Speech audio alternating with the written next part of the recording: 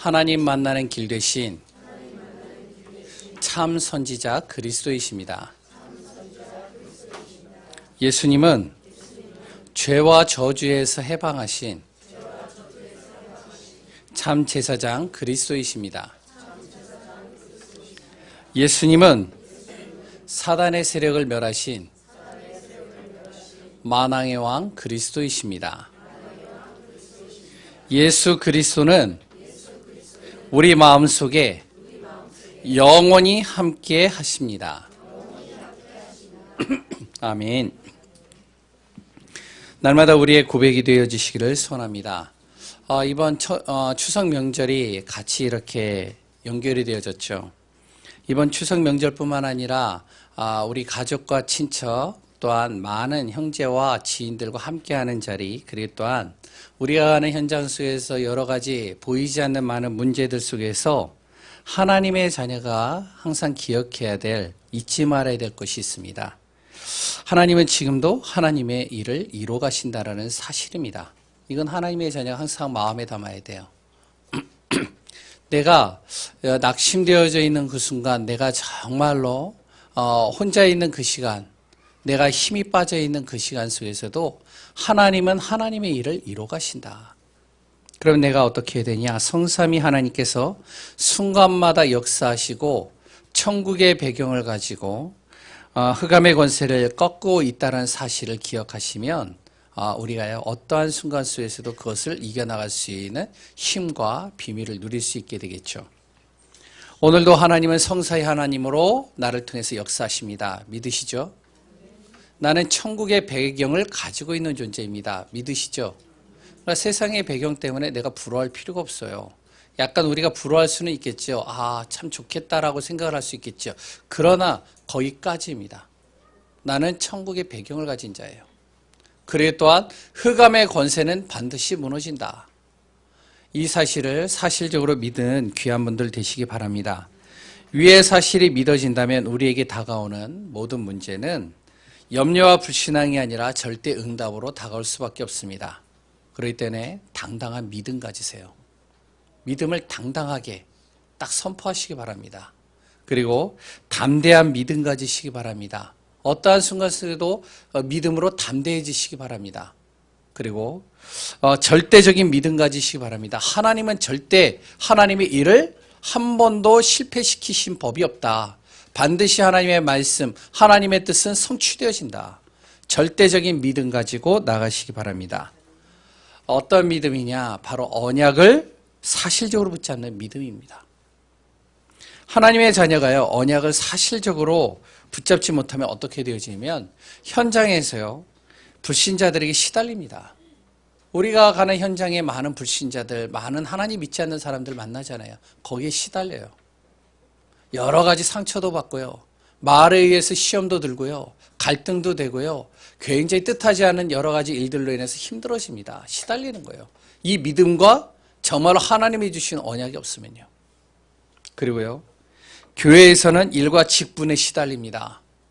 일 때문에 힘든 거예요. 직분 때문에 힘든 겁니다. 내가 그래도 중직자인데, 내가 그래도 교사인데, 내가 그래도 뭔데. 그러니까요, 일에 눌리고요, 직분에 눌리고요, 힘들어지는 겁니다. 언약 없으면요. 내 안에 믿음 없으면요. 그럼 보는 자체만으로도요, 있는 자체만으로도 힘들어지는 겁니다. 그리고요, 혼자 있을 때는요, 자꾸 다른 생각들이 드는 거예요. 잡다한 생각들이요, 나를 휘어잡는 거예요. 뭐 여러 가지 생각들이 혼자 있는 시간 속에 계속 나를 틈타는 겁니다. 그때는 몰랐는데 혼자 있을 때요, 생각지 않은 것들이 막 떠오르는 거예요. 옛날 과거들이 막 떠올라요. 옛날에 그 사람이 나에게 했던 것들이 막 떠올라요. 그러면 막 힘들어지는 겁니다. 하나님의 자녀가 언약 잃어버리고 믿음 잃어버리면 그러면 계속 이렇게 시달리는 겁니다. 이렇게 되면요, 육신적인 부분은 우리가 어떻게 할 수는 있겠지만 영적인 것에 있어서는 굉장히 둔감해지고요, 힘들어지는 겁니다. 영적인 하나님의 자녀가 영적인 게 힘들어져요. 그럼 모든 거 다 잃어버리는 것이죠. 언약의 말씀이 왜 중요한지, 그랬던 이 믿음이 왜 중요한지 오늘 본문 창세기 4장을 통해서 또 확인하는 귀한 분들 되시고 이번 명절 때 흔들리지 않고 믿음 가지고 승리하는 귀한 분들 되시기를 바랍니다. 창세기를 계속 이렇게 보고 있죠. 그 가운데 오늘은 창세기 4장입니다. 창세기 4장을요 묵상하면서 저는 자녀를 둔 부모로서요 가슴이 너무 아팠어요. 이거를 계속 묵상하면 묵상할수록 가슴이 아프더라고요. 마음이 아프더라고요. 맨 처음에는 그냥 쉽게 읽었어요. 근데 한 번 또 읽고 묵상하고 그래서 계속 생각을 하는데요. 마음이 아파지더라고요. 언약을 제대로 심지 못해서요. 가정에 비극이 일어난 거예요. 아담과 하와가요. 언약을 놓쳤잖아요. 언약을 희미하게 알았잖아요. 언약을 잃어버렸잖아요. 그 순간 에덴 동산에서 쫓겨난 겁니다. 언약 때문에. 이것 때문에 사단에게 속고요. 결국에는 하나님의 언약을 범하고 에덴 동산을 떠난 겁니다.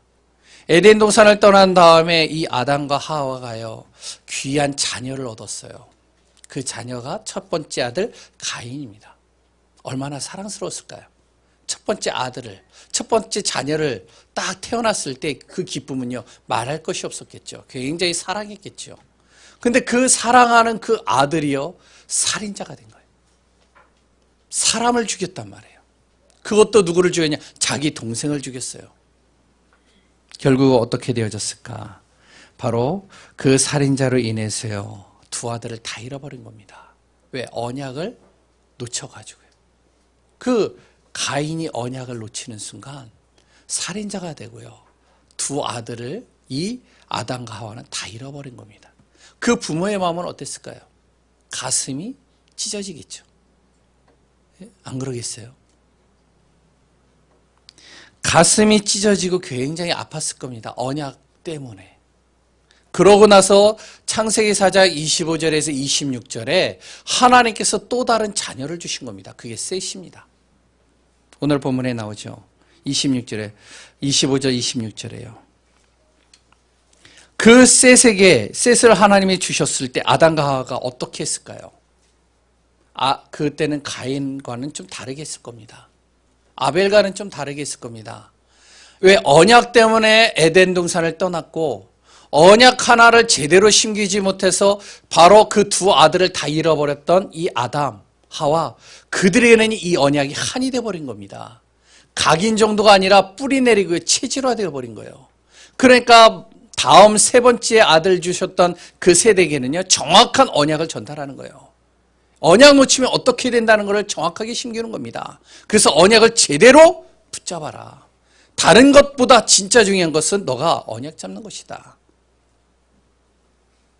이것을 정확하게 심겼겠죠.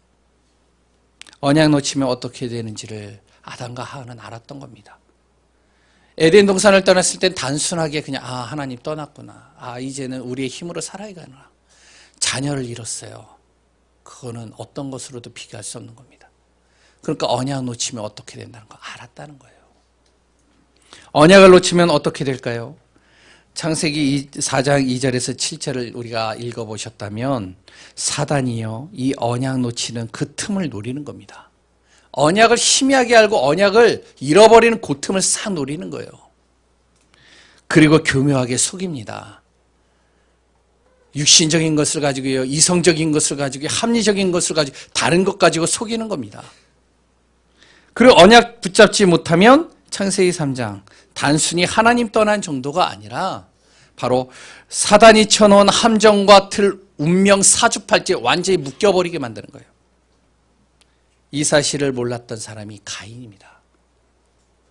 그러니까 가인이 여기 속아버린 거예요. 여기 무너진 겁니다. 제대로 언약이 심겨지지 않아서요. 당시에는요, 사람은 고기를 먹지 않았습니다. 창세기 4장에는요. 창세기 9장 잘 읽어보시면 창세기 9장 3절에 노아의 홍수 이후 하나님께서는 사람에게 무엇을, 동물을 사람의 먹을거리로 주셨다라고 기록하고 있습니다. 그전에는요, 동물을 먹지 않았어요. 육고기를 먹지 않았습니다. 그렇기 때문에 생계를 유지하기 위해서는 곡식과 채소를 길러야 되는 거예요. 그리고 그걸 키워야 되는 거예요. 그게 당연한 겁니다. 가인은 그것을 한 거예요.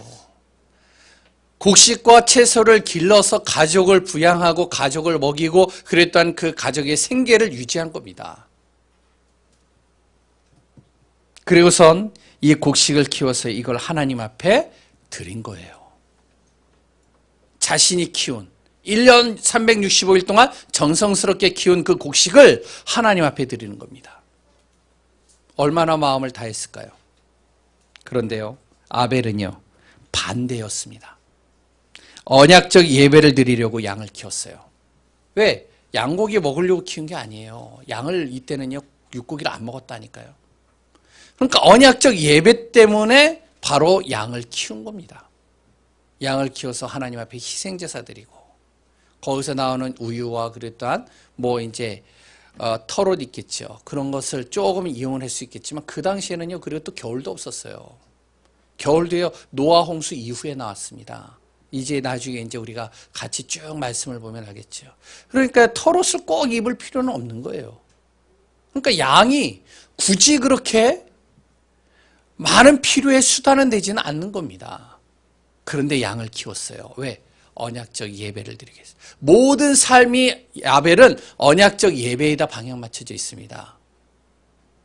가인은요, 생계에다가 방향이 맞춰져 있었던 거예요. 그렇기 때문에요, 삶 자체가 아벨은 언약적 예배가 기준이 되었기 때문에 그 양을 통해서 희생제사로 하나님 앞에 예배를 드리는 거죠. 이런 사실을 통해서 하나님께서는 가인의 예배를 받지 않은 겁니다. 왜? 하나님은요, 가인이 자기 중심과 형편에 맞게 예배드리는 것을 알고 있었어요. 그것이 나쁘다는 얘기가 아닙니다. 언약적 예배는 아니에요. 정성과 마음을 드린 것을 압니다. 그러나 언약적 예배는 아니라는 거예요. 그래서 하나님은 그 예배를 안 받으신 거예요. 분명히 히브리서 11장 4절 아까 전에 우리 형제가 읽었지만 주보의 앞에도 나오지만요, 하나님은 정성과 마음이기 이전에 무엇을요? 그 예물에서 모든 것을 결정한다라고 나왔어요.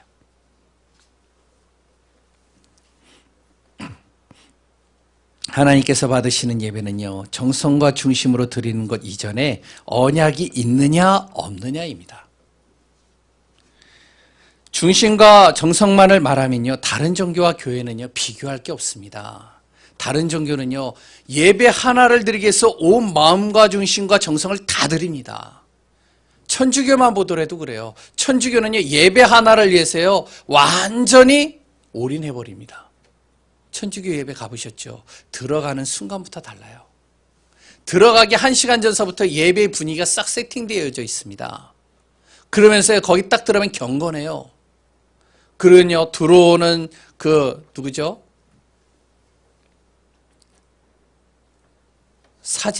사제하고요, 또한 성가대원들, 그 행렬이요, 장난이 아닙니다.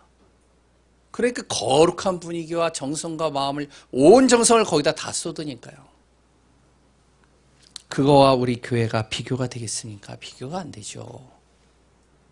그런데 하나님은요, 교회가 정말로 여러 가지 말들이 있을 수 있지만, 그런데 하나님은 교회의 그 예배를 받으셔요. 왜죠? 한 가지입니다.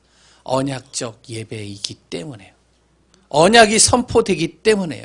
언약을 붙잡기 때문에요. 그러니까요, 하나님은요, 마음과 정성을 예배드리는 것도 분명 중요하지만 언약 빠지면요, 아무 소용이 없다는 거예요. 이 언약이 바로 우리에겐 그리스도입니다. 이 구약 때는요, 무엇이면 피제사예요.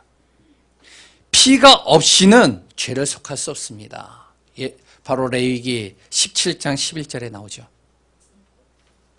그리고요, 에베소서 1장 7절에도 또 나옵니다. 그 피로 말미암아 속량 곧 죄사함을 받았느니라.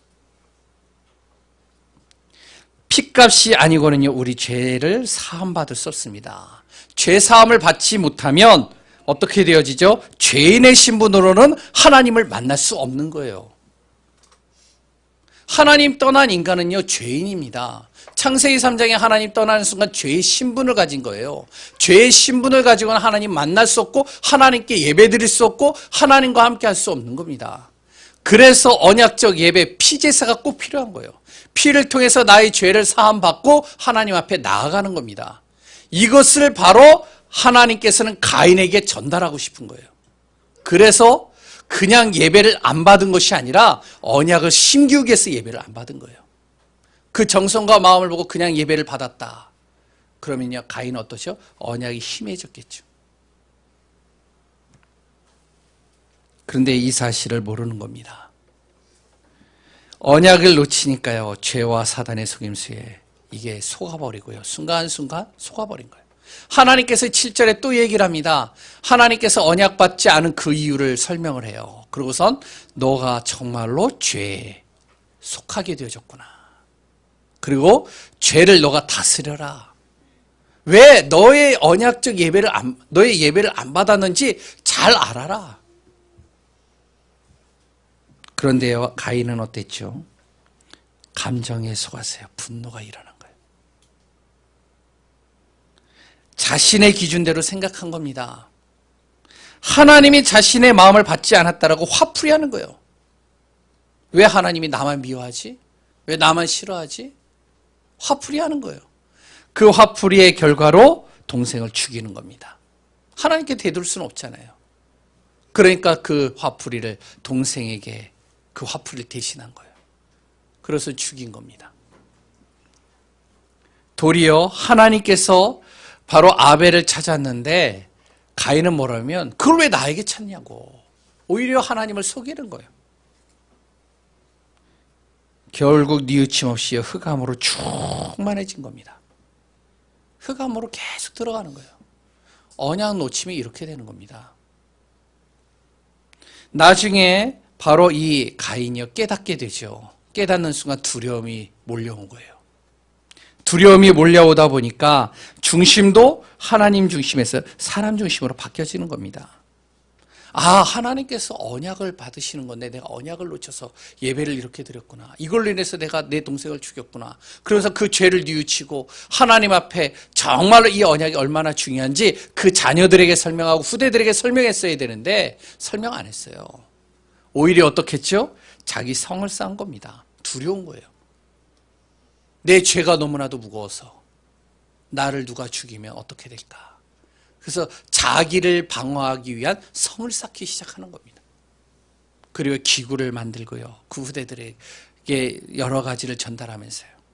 그래서 자기 중심으로 바뀌는 거죠. 사람 중심으로 바뀌는 거예요. 하나님 중심이 아닙니다. 자신을 보호하기 위한 수단과 방법을 다 동원하는 거예요. 사단을 그러나 이길 수는 없죠. 흑암을 막을 수는 없습니다. 잡히니까요. 계속 문제가요. 꼬리에 꼬리를 물고 계속 오는 겁니다. 언약 하나가 제대로 전달되어지지 않아서. 그래서 언약 붙잡으라는 겁니다. 그래서 언약을 계속 얘기를 하는 겁니다. 언약의 말씀을 계속 전달하라는 겁니다. 이 언약이 뭐죠? 그리스도입니다. 저도요, 잡다한 생각들이 계속 올 때가 있어요. 여러 가지 생각들이 올 때가 있어요. 혼자 있을 때는요, 여러 가지 생각들이 막 옵니다. 누가 이야기한 거 이것저것 막 떠올라요. 어떤 목사님이 누가 얘기한 거예요.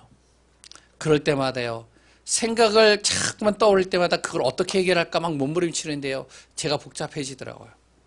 자꾸 인본주의가 나오더라고요. 자꾸 다른 것들이 나오더라고요.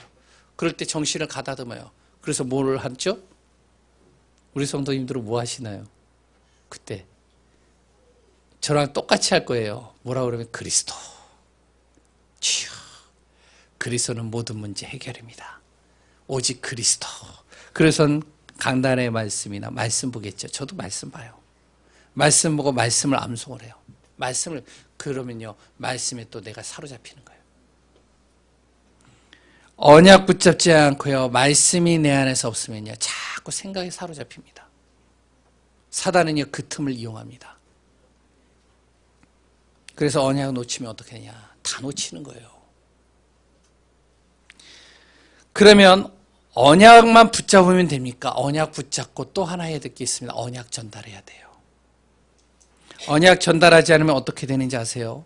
8절하고 9절입니다. 상대가 복음을 받든지 안 받든지 바로 이 하나님의 복음을, 이 언약을 전달하면 정말로 하나님의 전대적인 주권 속에서 그것을 움직이시는 겁니다. 우리는 복음의 언약 전달할 사명이 있어요. 언약 가진 자에게는요. 언약을 생명 걸고 전달하자면 이것도 문제가 되는 겁니다. 언약 전달하자면 이것도 문제가 돼요. 오늘 본문의 내용이 나와요. 가깝게는 하나님이 만드신 가정 통해서 문제가 오는 겁니다. 아담의 가정이 그랬죠. 듣던지 안 듣던지 계속 언약적 예배를 가인에게 심겼다면 어떻게 됐을까요? 가인에게요. 우리가 왜 에덴 동산을 떠났는지 아냐? 엄마 아빠가 왜 에덴 동산을 떠났는지 아느냐? 그 에덴 동산이 어떠한 곳인지 아냐? 거기는 정말로 하나님과 함께하고 누림의 동산이다. 하나님의 은혜와 축복이 다 있는 곳이다. 근데 거기를 우리가 떠났다. 떠나는 순간 어떻게 땅은 저주받았고 남자는 고통을 당하고 여자도 고통을 당하고 우리에겐 고통의 연속이 오실 수밖에 없다. 너가 왜 곡식을 재배를 해야 되는지 아냐? 언약 떠나서 그렇다. 언약 떠나는 순간 다 잃어버린 거다. 그래서 하나님께서는 그 언약을 회복할 수 있는 한 가지의 비밀을 가르쳐줬다. 여인의 후손. 우리의 힘으로 안 되기 때문에 하나님께서 핏값을 통해서 바로 우리의 치부, 죄, 우리의 모든 것을 가리셨다. 그래서 하나님은 피제사를 받으신다. 꼭 피제사를 너의 마음속에 새겨라. 가인에게 심겼다면 어떻게 됐을까요? 하나님께서 안 받으시는 분명한 이유를 알고 자신의 잘못을 깨달았지 않았을까요? 아, 하나님께서 왜 안 받으셨을까? 화가 나지만 그래, 이걸 바로 부모님이 얘기한 거구나. 바로 언약적 예배를 하나님이 받으시는 건데 내가 그걸 안 드려서 이런 거구나. 아벨도 마찬가지겠죠. 자기가 언약의 예배를 위해서 양을 키우고 양을 희생한 제사를 하나님 앞에 드리는 것을 알고 있었다면 형에게 얘기를 했겠죠. 형, 곡식만 가지고는 안 돼. 하나님은 피제사를 원해. 우리의 죄 문제를 해결하는 거 피값을 대신해야 돼. 그래서 이 양을 가지고 피제사를 드려요. 아니면 형이 됐어 그러면 어떻게 하죠?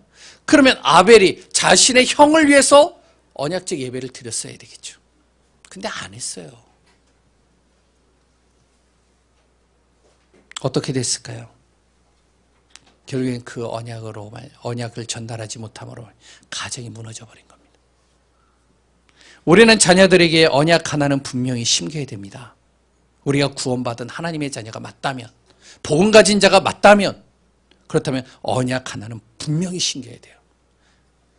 우리 자녀의 성공도 중요합니다. 그래 또한요, 재산을 물려주는 것 우리 부모가요 중요합니다. 그러나 그보다 더 중요한 게 있습니다. 언약을 분명히 심겨야 돼요. 언약 심기우지 않으면 어떻게 되는지 아세요? 아담의 가정이 우리의 가정에 오지 말라는 법이 없습니다. 안 오면 좋겠지만 오지 말라는 법이 없어요. 니체가 어떤 사람인지 아세요? 니체는요, 바로 철학자 중에 대표할 만한 철학자입니다. 근데 이 니체가 한 말이 있어요. 신은 죽었다. 그걸 사신신학이라고 합니다. 신이 죽었다는 거예요. 근데 그 니체의 부모가 누군지 아세요? 목회자예요. 목사님의 자녀입니다. PK예요. 근데 부모가요, 언약 제대로 안 전달했어요. 우리가 잘 알고 있는 다윈, 진화론의 창시자죠. 진화론의 부모가 누군지 아세요? 기독교인이에요. 유대교에서 나와서 개신교로 개종한 기독교인입니다. 하나님을 누구보다도 잘 알고 있고 복음을 알고 있고 언약을 알고 있는 사람이에요. 근데 그 자녀에게요, 언약 전달하지 않았어요. 결국에 어떻게 해요? 그 다윈이요, 하나님을 대적하는 진화론을 만들어가지고 많은 과학자들이요 하나님을 대적합니다. 그 진화론에 그 바탕을 두고요. 칼 막스라고 아시죠? 마르크스, 공산주의 창시자입니다. 공산주의를 시작한 그 창시자 칼 마르크스의 부모가 누군지 아세요? 그 칼 마르크스의 부모가요, 기독교인입니다. 예수 믿는 사람이에요. 유대인이면서도 그 유대인의 그 정통이 싫어서 복음 듣고선 정말로 하나님의 언약 붙잡고 개신교로 바뀐 사람이에요. 그 가문에 나온 사람이 마르크스입니다. 그런데요, 언약 제대로 심기지 않았어요. 어떻게 됐을까요? 하나님은 죽었다라고. 바로 공산주의를 만든 사람입니다. 공산주의의 모토가 어딘지 아세요? 공산주의의 기본이 어딘지 아세요? 그게 성경입니다. 하나님만 빼놓으면 공산주의와 똑같아요.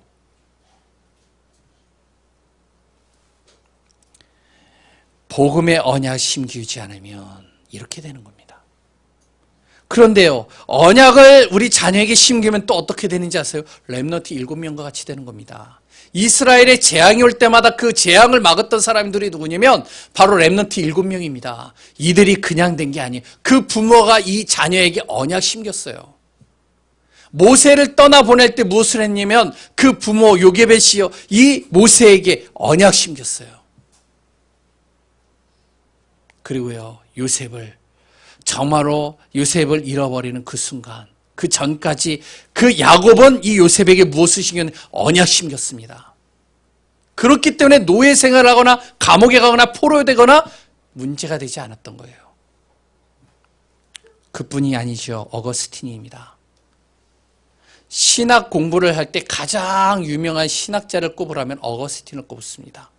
왜요? 그 당시에 굉장히 문란한 시대, 서로 자기 주장을 막 내세웠던 그 시대에 감정을 가지고 자기의 경험을 가지고 자기의 지식을 가지고 막 자기의 나름대로 성경을 해석하고 했던 그 시대에 이 성경과 이 신학을 체계화시키고 정립시킨 사람이 있어요. 그 사람이 어거스틴입니다. 그 어거스틴이 어떤 사람인지 아세요? 이단에 빠진 사람이에요. 굉장히 방탕한 생활을 한 사람이다. 하나님이요, 별로 중요하지 않게 사람을 더 중요하게 했던 사람이에요. 그런데 이 어거스틴의 어머니가 모니카입니다. 이 모니카 어머니가, 여사가 자기 자녀가 언약이 안 들어가는 거예요. 어떻게 했을까요? 하나님, 내 자녀가 언약이 제대로 심겨지게 해주옵소서 기도했습니다. 그리고 만날 때마다 언약 심기고요. 또 그거를 튀어나가면 또 기도하고요. 결국에는요, 이 어거스틴을 변화시킬 그 사람을 하나님께서 어거스틴에게 붙인 거예요. 그 어머니의 그 언약적 한 때문에. 루터는 어떻죠? 시대적인 많은 전도자들은 어떻죠? 그들의 뒤에는 부모가 있었습니다. 그 부모가 무엇을 했냐? 언약을 하나 제대로 심긴 거예요. 우리가 잘 알고 있는 록펠러, 그 부모가요, 10가지의 십계명을 그 자녀에게 심겼죠. 그리고 언약을 제대로 붙잡게 만들었죠. 언약이 전달되지 않으면 사단이 교묘하게 속여서요, 나라가 망하게 됩니다. 시대가 망해버려요. 이스라엘 민족이 그랬습니다. 하나님께서 이스라엘 민족에게 언약 주셨어요. 왜? 언약 전달하라고. 근데 이들의 선민사상 가졌습니다. 결국에는 어떻게 해요? 무너져 버렸습니다. 복음이 없는 나라들은 또 어떡하죠? 마찬가지입니다. 사단은 우리에게 잠깐의 기쁨을 누리게 하지만 영원한 축복을 뺏어가는 겁니다. 그 영원한 축복이 언약에서 옵니다. 그래서 하나님이요, 더도 말고 다른 거 원하는 게 아니에요. 언약 하나만 제대로 붙잡으라는 거예요. 그 안에 모든 것이 다 있다는 겁니다. 그 안에 물질이 있고, 그 안에 성공이 있고, 그 안에 건강이 있고, 그 안에 모든 것이 다 있다는 겁니다. 하나님의 소원을요, 언약을 제대로 전달하지 못하면 볼 수가 없습니다. 하나님의 소원은요, 하나님의 자녀가 언약 잡고 하나님의 나라를 이뤄가는 것을 원합니다. 그렇지 않으면 아벨과 같이요, 언약 잡았지만 이 언약을 전달하는 삶을 살지 못하게 돼요. 그러면 진짜 하나님의 소원을 제대로 볼 수 없는 것이죠. 그래서 하나님께서 셋을 주신 겁니다. 세 번째 아들, 그 자녀를 주셨어요. 그러고 나서 무엇을 했죠? 바로 26절을 여호와의 이름을 그때서부터 부르더라. 여호와의 이름을 전달하는 거예요. 복음의 언약을 전달하는 겁니다. 하나님은 우리를 언약 전달자로 세우셨습니다. 추석 명절입니다. 우리가 친척과 형제와 지인들과 많은 사람들 만납니다. 듣든 안 듣든 그건 하나님의 계획이에요. 안 들어도 상관없습니다. 우리는 무엇이 언약 전달자로 하나님이 나를 세우셨다는 사실을 꼭 기억하시기 바랍니다. 우리는 가정과 가문 살릴 언약 전달자입니다. 그래서 하나님이 나를 먼저 언약을 주신 거예요. 그리스도의 복음을 주신 겁니다. 다음 주에 함께 나눌 노아가 이제 나옵니다. 노아가 방주의 언약을 잡았죠. 그 방주의 언약이 어디서부터 시작되어졌는지를 다음 주에 같이 말씀을 통해서 나눕니다. 다음 주에는 낳고만 나와요. 그런데 그 안에 언약이 담겨져 있어요. 언약이 전달되어 있기 때문에 방주의 언약이 그 안에서 나오게 되는 겁니다. 요셉이여 가문과 나라를 살릴 수 있었던 이유, 언약이 전달된 겁니다. 이 요셉에게요. 우리는요, 언약 전달자입니다. 가정 가문만 살리는 것이 아니라 우리 후대를 살릴 언약 전달자로 하나님이 나를 택하신 겁니다. 내가 비록 지식이 없고 약한 존재이고 많은 것이 부족하다 할지라도 하나님은 나를 언약 전달자로 세우셨습니다. 우리 후대들에게 언약 전달하기 위해서요. 초대교회 이스라엘, 유럽, 미국 교회가 문을 닫기 시작합니다. 왜요? 후대에게 복음의 언약이 전달되지 않았어요. 유럽과 미국 교회의 어린아이들보다는요, 나이 든 사람이 많다고 합니다. 교회를 가보면요, 어린아이들이 없어요, 거의. 저는 아직 유럽과 미국에 있는 교회는 가보지 않았어요. 그런데 선교사님들의 이야기들을 듣다 보면 많은 분들이 이런 얘기를 해요. 그냥 나이 드신 분들만 앉아있대요. 그 나이 드신 분들이 이제는 하나님 품으로 돌아가게 되면 그 교회는 어떻게 될까요? 그래서 류 목사님이 그런 얘기를 하더래요. 이제는 중직자들이 교회에 모여서 회의를 하는데 어떤 회의를 하냐면 교회를 어떻게 살릴까 회의보다는 교회 문을 어떻게 닫을까, 그 회의를 하고 있대요. 왜? 교회 운영이 안 되니까요. 후대들이 안 자라니까요.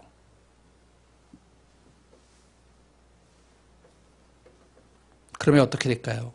결국에는 교회가 문을 닫고 언약이 전달되지 않으면 따라오는 게 있습니다. 재앙입니다. 고통이 따라와요. 이거를 누구보다도 사단이 잘 알아요. 그래서 렘넌트 운동이 시급하다는 겁니다. 후대에게 정확한 복음이 전달되어져야 된다는 것이죠.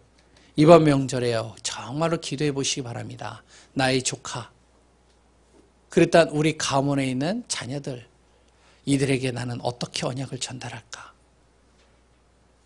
기도하다 보면 하나님께서 지혜를 주실 겁니다. 저는요, 지금은 이제 제가 참 사단도 교묘하게 이렇게 딱 막아버리더라고요. 계속 제가 가지 못하도록, 언약을 자꾸 심기우지 못하도록. 그래서 지금은 전 기도를 하고 있습니다. 예전에는요, 제가 가면요, 설날 때는요, 다른 이제 제가 이제 제 밑에 조카들이 많잖아요. 그럼 이제 조카들이 세배를 하면은 뭐 주죠? 예? 세뱃돈 주죠. 예. 근데 저는 세뱃돈 안 줘요. 다 쳐다봐요, 저를. 저는요, 세뱃돈을 안 주고 뭐를 하냐면 여기 잠깐 앉아라, 조카들 보고. 그래서 앉으라고 그래요. 그래서 내가 기도하겠다. 나는 목회자다. 난 목사님이다. 너희들에게 내가 돈을 주는 것보다 더 중요한 걸 주겠다. 너희들을 마음껏 내가 축복하는 기도를 하겠다. 그러면 그냥 무릎 꿇고 기도해요. 그럼 다른 이제 분들이 말을 못해요. 왜? 내가 목회자인데요. 내가 하겠다는데요. 어떻게 해서든지 저는요, 기도합니다. 언약 전달되도록. 이번 명절에 한번 기도해 보시기 바랍니다. 우리는요, 시대와 나라 살릴 언약 전달자입니다. 시대와 나라 살리는 것은 일자리가 많아지는 것도 훌륭한 지도자가 나오는 것도 아닙니다. 물론 이렇게 되면 좋겠죠. 언약이 전달돼야 돼요. 지금의 언약이 바로 그리스도입니다. 그리스도의 복음이 들어가면 사람의 생각이 바르게 돼요. 복음이 안 들어가면요, 생각이 바르게 안 됩니다. 그러면 자꾸 불신한 거리들만 보이는 거예요. 생각이 바르면요, 삶이 바르게 됩니다. 삶이 바르게 되면요, 흑암이 무너지는 거예요. 흑암이 무너지면 그러면 하나님의 나라가 거기에 임하는 겁니다. 하나님의 나라가 임하면요, 그때서부터 말씀대로 정복하고 다스리는 축복이 따라오게 되는 겁니다. 신분과 권세가 그 속에서 다 회복되어지는 것이죠. 그래서요, 시대와 나라를 살리는 가장 좋은 것은 언약 전달입니다. 그 언약이 바로 그리스도입니다. 우리는요, 정말로 구원받은 하나님의 자녀입니다. 그런 하나님의 자녀에게 주신 이 언약, 이 복음의 언약을 붙잡고 이제 우리가 무엇을 해야 되냐면 기도의 시간을 꼭 가지시기 바랍니다. 어느 순간부터요, 교회가요, 기도를 안 해요. 많은 교회들이요. 기도하는 시간이 사라져갑니다. 예전에는요, 교회마다요, 지나갈 때마다 교회마다 기도하는 소리들이 났어요. 요새는 지나가는 곳마다 교회가요, 문을 닫고 깜깜해요. 기도하는 소리가 안 나요. 옛날에는 복음이 희미했습니다. 복음이 희미했는데도 그 우리의 부모들이 무엇을 했냐? 정말로 무릎 꿇고 기도했습니다. 무엇을요? 정말로 이 복음화가 이루어지도록. 우리 가문의 복음화를 위해서. 우리가 기도의 시간을 가져야 됩니다. 기도할 때 무슨 일이 일어나는지 아시죠? 성령이 역사하는 거예요. 내 힘으로 할 수가 없어요. 성령이 역사해야지만 되는 거예요. 기도할 때 무슨 일이 일어나죠? 천사가 일을 하는 겁니다. 내 아무리 지식을 가지고 바꾸려고 해도 안 되는 겁니다. 천사가 일을 하면 그 사람을 바꾸는 거예요. 그래서 우리는 깊은 기도, 집중 기도, 정시 기도 속으로 들어가야 됩니다. 그럼 어떻게 되죠? 날마다 24시 기도가 되는 거예요.